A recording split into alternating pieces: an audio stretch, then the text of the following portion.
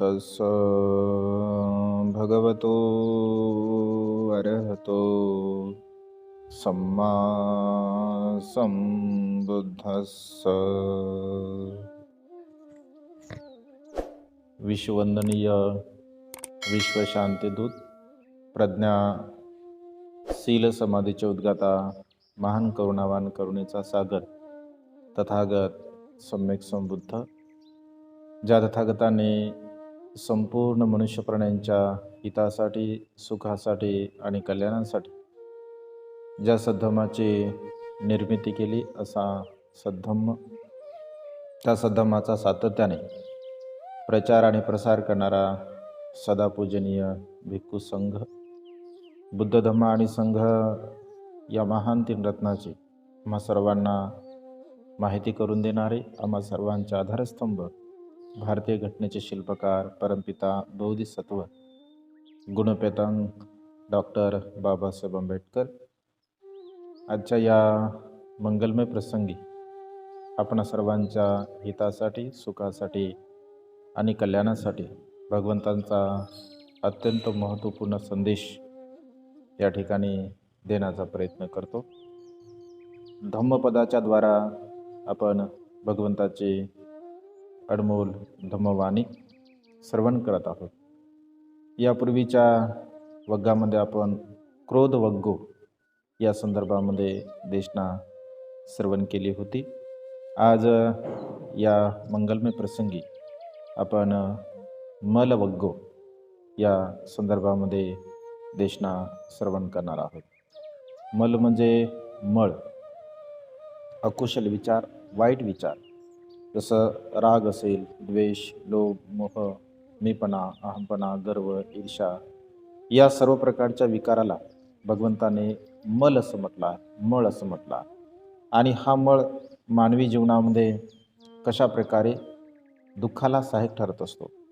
मग या मळाला आपण नष्ट केला असता आपल्या जीवनामध्ये कशा प्रकारचं सुख प्राप्त होते, तर या वगामध्ये सविस्तरपणे या देशनेला आपण श्रवण करणार आहोत. पहिल्या गाथेमध्ये भगवंत असे म्हणतात की मानवी जीवन हे अनित्य आहे, नश्वर आहे, क्षणभंगूर आहे, परिवर्तनशील आहे.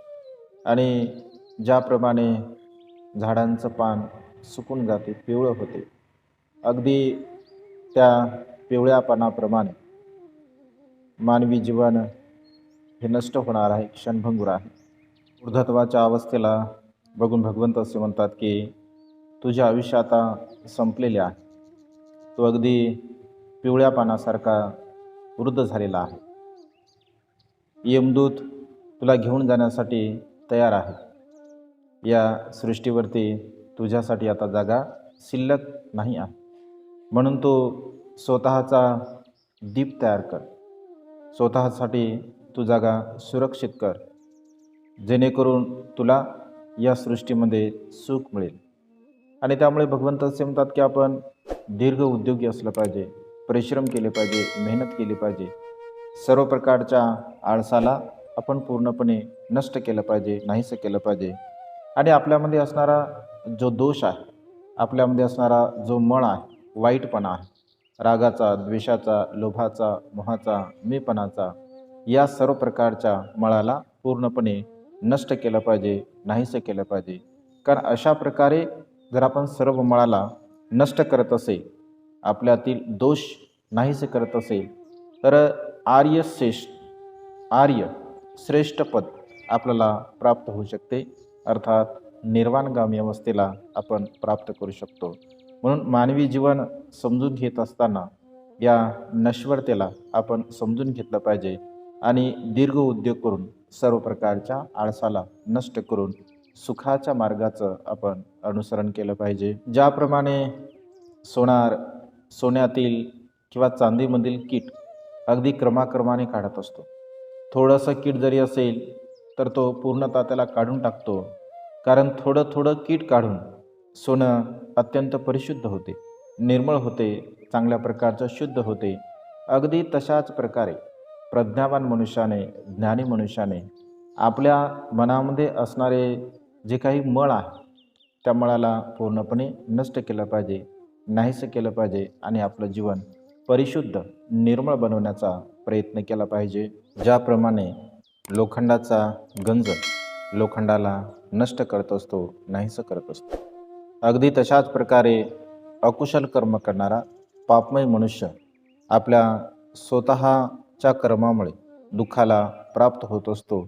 आपली स्वतःची कर्मे त्या मनुष्याला दुर्गतीस नेण्यासाठी सहाय्यक ठरत असतात आणि त्यामुळे मनामध्ये उत्पन्न होणाऱ्या सर्व प्रकारच्या अकुशल कर्माला, वाईट कर्माला आपण पूर्णपणे नष्ट करण्याचा प्रयत्न केला पाहिजे. मंत्रपाठ करणे हा मंत्रांचा मळ आहे असं म्हटलं आहे. मंत्रपाठ करणे म्हणजे काय?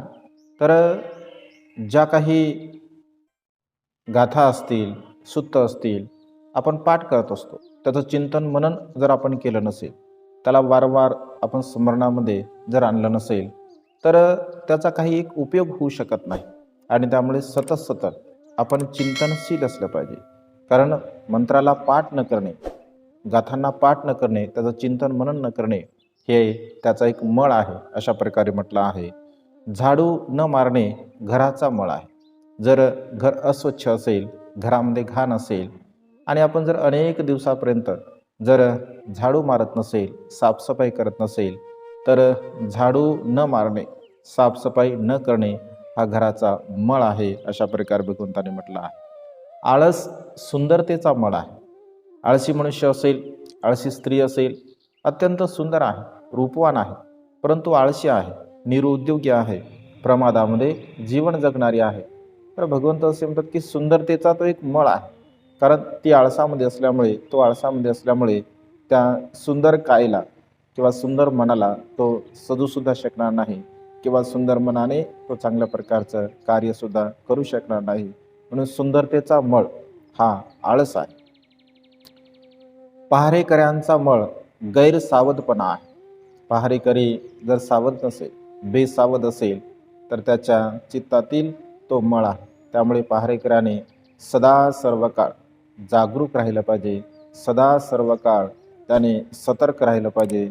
स्मृती संप्रजन्ययुक्त अशा प्रकारचं जीवन जगण्याचा त्याने प्रयत्न केला पाहिजे. स्त्रीचा मळ दुराचार आहे. स्त्री जीवन जगत असताना भगवंत असे म्हणतात की ती जर दुराचारी असेल, अकुशल कर्म करणारी असेल, वाईट कर्म करणारी असेल, तर तिच्या जीवनातला सर्वात मोठा मळ आहे. कृपणता हा दानी मनुष्याचा मळ आहे. मनुष्य दान कर्म करत नसेल, कुशल कर्म करत नसेल, पुण्यकर्म करत नसेल, तर कंजूसपणा, कृपणता भाव हा त्याचा मळ आहे. पापी मनुष्य, दुराचारी मनुष्य जर अकुशल कर्म, वाईट कर्म करत असेल, तर परलोक आणि इहलोक हे दोनही प्रकारचे त्याचे दुःखकारक होत असतात. त्यामुळे पूर्णतः चित्तामध्ये उत्पन्न होणाऱ्या अकुशल कर्माला, वाईट कर्माला आपण नष्ट केलं पाहिजे. अविद्या हा मूर्खपणाचा मळ आहे. अविद्येमुळे मनुष्य दुःखामध्ये पडत असतो. भगवंत असे म्हणतात की अविद्येमध्ये जीवन जगणारा मनुष्य मूर्ख आहे, अज्ञानी आहे. आणि अशा प्रकारच्या या अविद्येला पूर्णपणे नष्ट केलं पाहिजे, नाहीसं केलं पाहिजे. कारण अविद्येसारखा मळ या जगामध्ये दुसरा कोणताही नाही आहे. त्यामुळे अविद्येला नष्ट करून प्रज्ञायुक्त जीवन जगण्याचा आपण प्रयत्न केला पाहिजे. निर्वाणगामी अवस्थेला जाण्याचा आपण प्रयत्न केला पाहिजे. कावळ्याप्रमाणे निर्लज्ज जर मनुष्य असेल, दुसऱ्यांचे अहित व्हावे, दुसऱ्यांचं दुःख व्हावं, दुसरा मनुष्य कष्टामध्ये असावा, तो अनेक प्रकारच्या पिढीमध्ये असावा, अशा प्रकारे व्यर्थांची जो बडबड करत असतो, अकुशल कर्म करतो, वाणीचे अकुशल कर्म करतो, वाईट कर्म करतो, तर तो मनुष्य आपल्या जीवनामध्ये कधीही सुखाला प्राप्त करू शकत नाही. सदा सर्व काळ त्या मनुष्याच्या जीवनामध्ये दुःख उत्पन्न होते. कारण अशा प्रकारचा विचार करणे त्याच्या चित्ताचा तो मळ आहे. लज्जावान मनुष्य म्हणजे तो फार लज्जावान आहे. कोणत्याही प्रकारचे अकुशल कर्म तो करत नाही आहे. तो लज्जाशील आहे. लज्जाभाव तो सदा सर्व काळ जाणत असतो. पवित्रतेने तो जीवन जगणारा असतो. फार कमी बोलणारा असतो. जेवढं आवश्यक आहे तेवढंच तो बोलणारा असतो. शुद्ध जीविका करत असतो. जीवन जगत असताना अत्यंत शुद्ध, अत्यंत पवित्र असं जीवन जगत असतो. तर अशा प्रकारच्या ज्ञानी माणसाचं जीवन भगवंत असे म्हणतात की फार कठीण आहे. कारण सुखपूर्वक जीवन जगणाऱ्या मनुष्याला अन्य अकुशल कर्म करणारे, वाईट कर्म करणारे मनुष्य हे सुखाने जीवन जगू देत नाही. परंतु अशा माणसाचं जीवन जरी कठीण असेल तरीसुद्धा भगवंत असे म्हणतात की तो अत्यंत सुखपूर्वक निर्वाणगामी अवस्थेच्या मार्गाचा तो पथिक आहे, सुखाच्या मार्गाचा तो पथिक आहे. त्यामुळे अन्य लोक जरी त्याला सुखपूर्वक जीवन जगू देत नसतील किंवा दुःख देत असतील तरीसुद्धा ज्ञानी मनुष्याने, प्रज्ञावान मनुष्याने सुखाच्या मार्गाचा, चांगल्या मार्गाचा कधीही त्याग करू नये. कारण सर्व प्रकारच्या माळाला नष्ट करून जीवन जगणेच हे मनुष्याच्या जीवनाचा उद्देश असला पाहिजे. जो मनुष्य जीवी हिंसा करतो, खोटं बोलतो, परस्त्री गमन करतो, मुसावाद करतो, खोटं बोलतो, अनेक प्रकारचे पेय सेवन करत असतो, तर अशा प्रकारचा मनुष्य कधीही सुखाला प्राप्त करू शकत नाही. ज्याप्रमाणे मूर्ख मनुष्य स्वतःसाठी खड्डा तयार करत असतो, अगदी तशाच प्रकारे हा मनुष्य स्वतःच्या अकुशल कर्मामुळे स्वतःच्या दुःखाचा पाया खणत असतो. संयम विरहित मनुष्य जर जीवन जगत असेल तर त्याचे पापकर्म अधिकाधिक वाढत असतात. म्हणून संयम मनुष्याच्या जीवनामध्ये अत्यंत महत्त्वपूर्ण आहे. कायेचा संयम, वाचेचा संयम आणि मनाचा संयम ठेवणं अत्यंत गरजेचं आहे. जर कायेवरती, वाचेवरती आणि मनावरती मनुष्याचा जर संयम नसेल तर तो अकुशल कर्म करेल, वाईट कर्म करेल, परिणामतः तो दुःखाला प्राप्त होईल. म्हणून संयमशील जीवन अत्यंत महत्त्वपूर्ण आहे. संसारामध्ये जीवन जगणारे लोक अनेक प्रकारच्या श्रद्धेला अनुसरून जीवन जगत असतात. आपापल्या श्रद्धेने या संसारामध्ये लोक दान कर्म करतात, पुण्यकर्म करतात, कुशल कर्म करतात. भगवंत असे म्हणतात की आपल्या श्रद्धेला अनुसरून असे लोक कर्म करत असतात. परंतु असे अनेक लोक आहेत की त्या लोकांना अशा प्रकारचे केलेलं कार्य आवडत नाही. ते त्याचं अहित व्हावं, त्यांचं कल्याण व्हावं अशा प्रकारची भावना करत नाही. कारण असे कर्म त्यांना सहन होत नाही. अशा विचाराने जीवन जगणारा मनुष्य दुःखाला प्राप्त होतो, तो कधी सुखाला प्राप्त करू शकत नाही. त्यामुळे मनुष्याने जीवन जगत असताना दुसऱ्यांच्या प्रती अशा प्रकारची अकुशल भावना, वाईट भावना आपल्या मनामध्ये कधीही निर्माण करू नये. आणि अशा प्रकारे ज्या मनुष्यांची ही मनोवृत्ती, अकुशल मनोवृत्ती, वाईट मनोवृत्ती जर नष्ट झाली नसेल तर तो रात्रंदिवस सुखाने झोपू शकत नाही. परंतु ज्यांचे अशा प्रकारची भावना, दुसऱ्यांच्या प्रती द्वेषाची भावना, मीपणाची भावना, अहमपणाची भावना, जलस वृत्तीची भावना ज्याची नष्ट झाली आहे, नाही झाली आहे, तो दिवस रात्र सुखाने झोपत असतो, आनंदाने तो जीवन जगतो.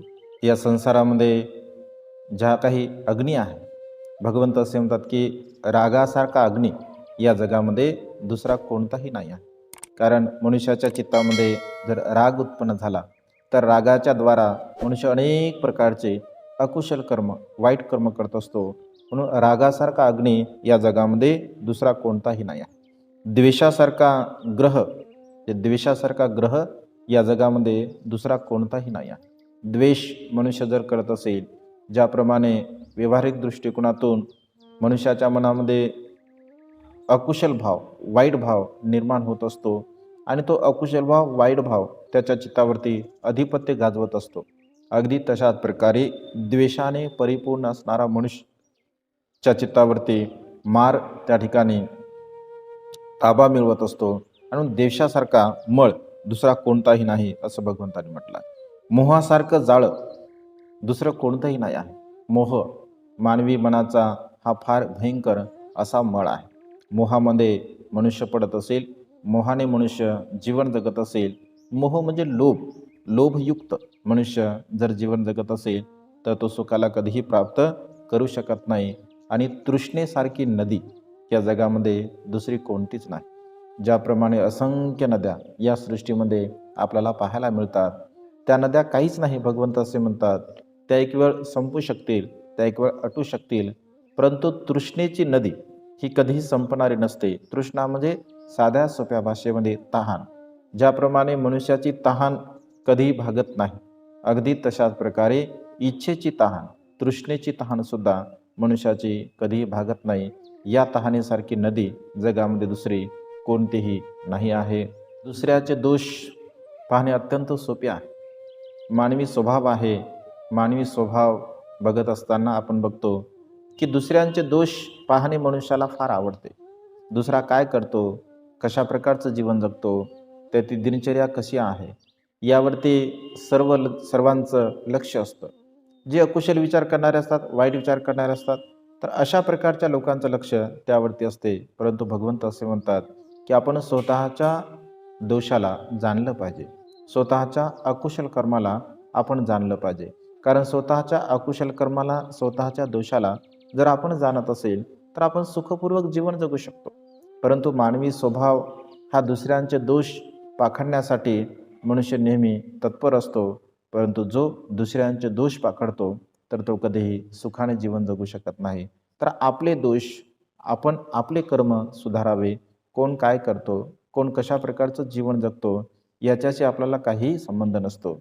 मी कशा प्रकारचं जीवन जगतो, मी कशा प्रकारचं जीवन जगलं पाहिजे, अशा प्रकारची भावना आपण आपल्या मनामध्ये निर्माण करून सुखाच्या मार्गाचं अनुसरण करण्याचा प्रयत्न केला पाहिजे. आणि अशा प्रकारचं जीवन जगणारा मनुष्य जो स्वतःच्या दोषाला झाकून ठेवतो आणि दुसऱ्यांचे दोष मात्र उघड करत असतो तर तो कधीही सुख प्राप्त करू शकत नाही.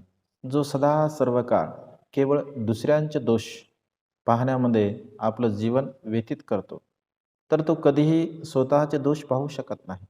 कारण सर्व वेळ त्याचा दुसऱ्याचे दोष पाहण्यामध्ये जातो आणि दुसऱ्याचे दोष पाहण्यामध्ये त्याचं जीवन जात असल्यामुळे स्वतःच्या दोषाकडे त्याचं लक्ष नसते, स्वतःच्या कर्माकडे त्याचं लक्ष नसते. परिणामतः तो दुःखाला प्राप्त होतो. या संसारामध्ये बुद्ध शासनासारखं पद जगामध्ये कोणतंही नाही आहे. बुद्ध शासन मनुष्याला सुखाच्या मार्गाकडे घेऊन जात असते.